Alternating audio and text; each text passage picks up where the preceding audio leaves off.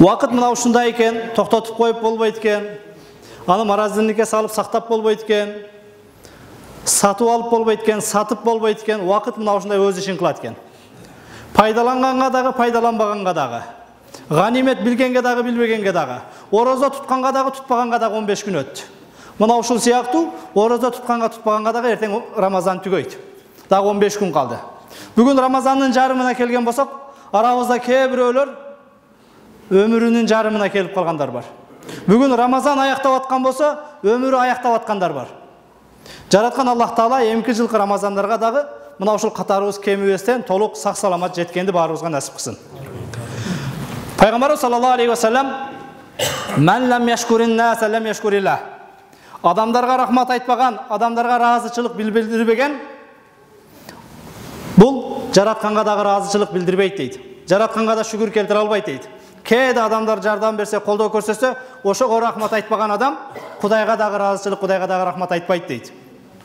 Кудайыма шүгүр, мына сиздерге имам болуп келгениме 2 жылдын жүзү болуп отурат. Мына ушул 2 жылдын ичинде кереметтүү Кур'андагы Аллах Таала айткандай: Muhammadur Rasulullah vallazina ma'ahu ashiddau alal kuffar wa ruhamau bainahum. Muhammad Allah'ın elçisi menен birge болгон сахабалар, мусулмандар, момундар капырларга катаал орой. Ruhamau bainahum, бирок бири-бирине сылык сыпайы дейт. Мына ошол сылык сыпайылык менен мына аксакалдарга ата баладай болуп, бир туугандай болуп, чоочун жердин, чоочун элдин баласы болсом дагы, мына ошол өз уулуңуздардай, балаңыздардай, досуңуздардай, бир тууганыңыздардай кабыл алып, 2 жылдан бери имам кылып отурасыздар. Бул мына ошол биздин сиздер менен бир тил табышкандыгыбыз, бири-бирибизди түшүнгөндүгүбүз, мусулманчылыгыбыз, бири-бирибизди колдогонубуз. Мунун үчүн баарыңыздарга терең ыраазычылык билдирем. Бул имамдар чындыгында бүгүн биздин Кыргызстанда эң көп трагедия болгон нерсе бул ажырашуу. Никелешет, %40% ажырашуу экен бизде. Анын ичинен дагы буга чейин да жума сабактарында айттым элем, биз Ош, Ноокат, Араван биринчи орунда турабыз ажырашуу боюнча, талак боюнча. Имамдар дагы мына ошол келген келиндердей эле. Келген келин бир үйгө батып кетпеген сыяктуу, кайнысиге жакпайт, кайнатага жакпайт, кайнеге жакпайт, кайынсиңдиге жакпайт. Анын сыңарындай бир мешитке имам болуп, ошол мешит менен иштешип кетиш дагы кыйын. Бирок мына ошол эмне, кээде жаманымды жашырып, жакшылыгымды ашырып, бир мына ошол желкеме таптап, кээде кыйратпасагам, жалшытпасагам, молдеке молодецсиз, азаматсыз дамыла деп, мына ошо койнуңуздарга катканыңыздар үчүн жараткан Аллах Таала мына ошол эмне баардыгыңыздардан разы болуп, мындан аркы дагы иншалла келечек ишмердүүлүгүбүздү, ынтымагыбызды бекем кылып, быйыл сиздер менен 2 таравих, 2 Рамазанды чогуу тосуп, сиздер менен чогуу ифтар кылып аткан болсок, Кудай берген калган өмүрдө дагы иншалла ынтымагыбыз бекем болуп, чогуу болгонду жараткан Аллах Таала насип кылсын. Имам мына ошол келген жамаатка жооптуу, эртең кыяматта суралат. Азыр каракабыз окуду. Карака аят: Yawma yad'uhum nad'u kullu unasin bi imamihim. Yawma nad'u kullu unasin bi imamihim. Kıyamatта biz ар бир жамаатты ошол имамчылык өткөн имамы менен чакырабыз дейт. Жараткан Аллах Тааланын астында сурака, мана ошол Кудайым буйрса, сиз мени имам деп таанып, аркамакылда кылып келесиздер, шумкарда мынан аркасында барат экенсиздер. Мына ошол күнү жараткан Аллах Тааланын астында чыныгы мына ошол имамдыктын, жоопкерчиликтин бул пайгамбардын орду. Мына ошол минбарга кыянат кылбастан ошого татыктуу болгонду мага насип кылган болсун Аллах Таала. Жана мына ушул айткан аят хадистерге амал кылып, эриш аркак болуп эмне, дин жолунда мына ошо эришип бир турган болгонду баарыңыздарга Кудай Таалам насип этсин. Кудайыма шүгүр, бир сөзүмдү эки кылбастан 2 жылдан бери мына бүгүн Рамазандын урматына бир аз бир отчет иретинде кээде медреседе бизде кары балдар бар, анча-мынча алардын муктажына башкага кээ бир агалардан жардам сурап кайрылганымда, заматта мына ошол эмне айткан сөзүмдү эки кылбастан чекеге тартып сураганымда баардыгы мына ошо жардам берип келет. Өткөндө бир кары балабыздын бир аз кулагынан ооруп аткан экен, операциясында ушул жерде отурган агаларыбыздын бирөөсүнөн акча сурап алдык. Андан тышкары жана менин муну сабактарым чыккан Аянба медиа деп, муну мына ошол сабактарды монтаж кылганга кайсы күнү бир агабыз бир $1000 тегерегинде бир компьютер алып берди. Ага дагы ыраазычылык. Мечитибиздин бардык жылуулук системасы $10,000 ашык акча кетти. Мына ушул жерде атын атагысы келбеген ажаталардын бирөөсү жалпы системаны алмаштырып берди. Дамыла берди, тек кана жумага келген адамдарга сабак өтпөстөн 3-этажды бир борбор кысак, китепкана кысак, график менен келип кетсе, мына ошол жаш балдарды, аксакалдарды бардыгыбызды бир окутсаңыз деп бүгүн мына 3-чы этажда өзүнчө бир китепкана окуу борбор кылып атабыз. Бул жерге дагы мына ошол эмне бир эбегейсиз бир чоң суммалар кетет, бирок ошол бир сөзүбүздү эки кубастан колдоп берген могул жерде аталар бар. Баарыңыздардын кылган ихсаныңыздарды Кудай таалам кабыл кылсын. Бүгүн мына биздин каракелерибиз Мухаммад Али караке мына 2 жылдан бери мага жардамчы болуп ушерде 5 вак намазга жооптуу болуп келет.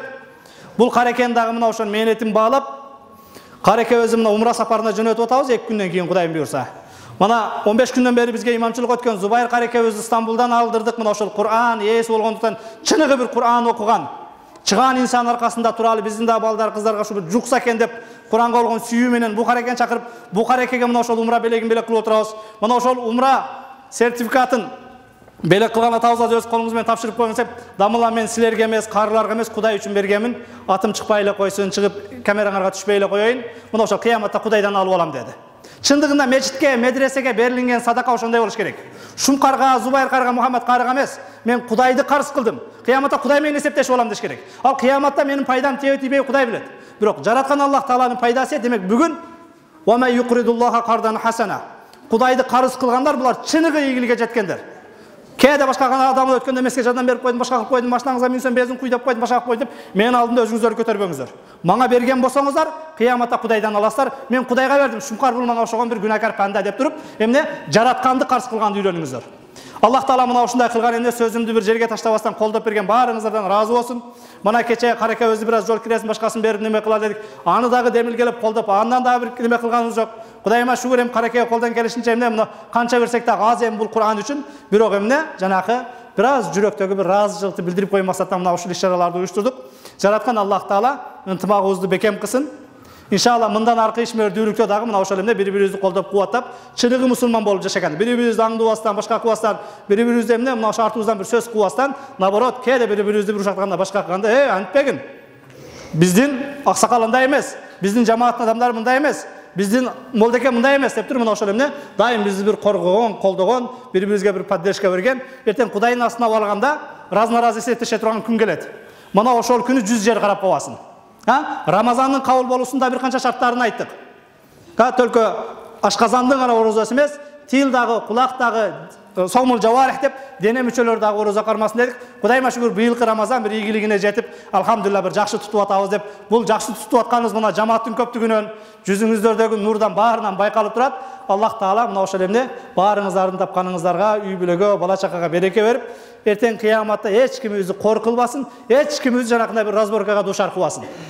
Мен ант деле, мен умит деле дебестен, бул менин устазым, бул менин кошунам, бул менин жамаатымдагы адам деп туруп, бири-бирибизди кокус мына мечитте бүгүн мечитте отуруп турган адамдар бири-бирибизди жүзүбүздөн, атыбыздан билбесек да жүзүбүздөн таанып калып, бейиш бактарынан таппай калсак, бири-бирибизди издей тургандардан болот. Пайгамбарыбыз саллаллаху алейхи ва саллям эртең кыяматта сенин жакшы экендигиңе эки адам күбөлүк өссө бейишке киришиңе ошол жетиштүү дейт.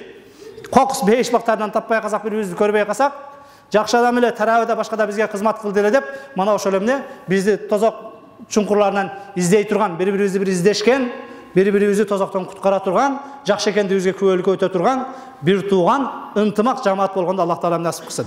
Мына ушу жогоруда мен айткан мечиттин канчалаган колдоо иштерине башкаларына, бул жерде биздин жардамчыбыз бар, азанчыбыз бар, кароолубуз бар, ай сайын калтырбай айлыгын берип келип аткан дагы бир атабыз бар. Алардын дагы мына ошол эмне бардык тапканда да Кудай Таалам береке берсин. Бардык эле жакшылыкты деталын ар бирин бүтүр точкасына чейин айта берсек, кээде пендебиз башкабыз эмне машырланып кетип башка болуп, сообунан бир аз эмне кемип калышы мүмкүн. Ошондуктан берген боюнча эмне мына ошол бергенди унутушубуз керек, алганды унутпашыбыз керек. Мага жакшылык кылды эле деп, кыргызда жакшы бир сөз бар. Бир жолу даам таткан жерге 100 жолу 1000 жолу салам айт деп. Жакшылык көргөн болсок, ону унутпастан мага жакшылык кыл деп дайым эстеп жүрөлү, бирок жакшылык кылган болсок аны заматта унуталы. Мен өткөрүп койгом, мынтип койгом, мынтип койгом деп. Аллах Таала баардыгыбыздын ынтымагыбызды бекем кылсын. Анда эмесе мына ошол Эргеш ажым барбы? Туруп мына ушу каракелерге мына бирөөсүн сиз неме кылсаңыз, Бахадыр ака барбы? Келиң ака, мына бирөөсүн сиз тапшырып бериң. Мына ошо эки аксакалыбыз, эки карыга мына ошол умра сертификатын тапшырып берсин. Жараткан Аллах Таала кабыл кылсын. Мана шуну Зубайр карыга тапшырып бересиз. Бисмилла, Зубайр карыкем туруң. Аксакалдар менен бүтө сүрөткө түшүп коюң. Мухаммад Али кары, сиз ham келиң. Мына аны Мухаммад Али карыга тапшырасыздар. Аллахым кабыл кылсын. Мына Аллахтын үйүнө иншалла немеге чакырылып. Мына бияка туруңуздар. О, сүрөткө тарсын. Кичине окшоштура алайым. Жүрөктө ыхлас менен, анан кичине интернетке реклама кылып коелу. Oldu? Bismillah. Zubayr qarı mana kishine бұл да мына ушул жамааттын аманаты сизге. Мына муну да тапшырып атам элдин көзүнчө. Алла разы болсун. Кана ниет кылыңыздар анда.